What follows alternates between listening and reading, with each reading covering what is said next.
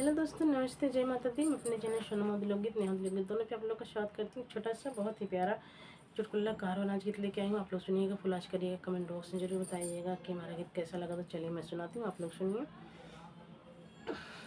लागी नजरिया छूटे कैसे राजा, लागी नजरिया छूटे कैसे राजा, लागी नजरिया छूटे कैसे राजा।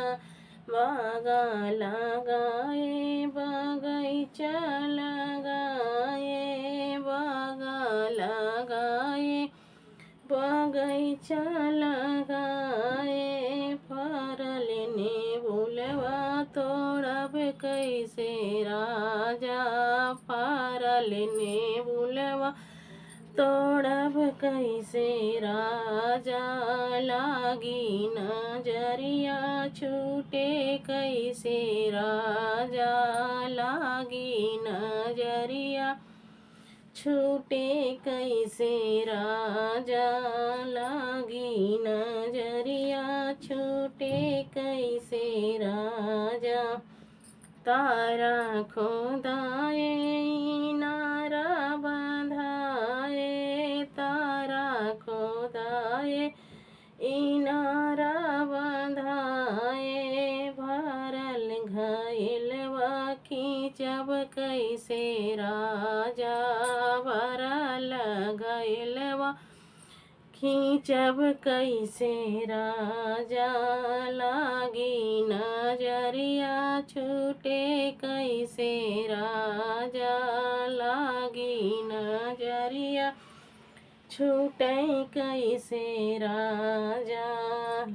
लौंगा इलायची के बिरवा लगाए, लौंगा इलायची के बिरवा लगाए, लागल बिरौआ कूचब कैसे राजा, लागल बिरौआ कूचब कैसे राजा।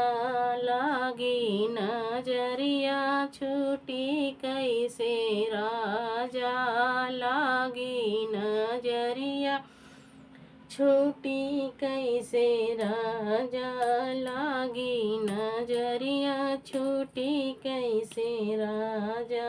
भूलाही बिनी चुनी से जिया लगाए, फूलाही बिनी चुनी से जिया लगाए, सूतल से जिया जगब कैसे राजा, सूतल से जियवा जगब कैसे राजा। लागी नजरिया छूटी कैसे राजा, लागी नजरिया छूटी कैसे राजा, लागी नजरिया छूटी कैसे राजा। लागी नजरिया छूटी कैसे राजा।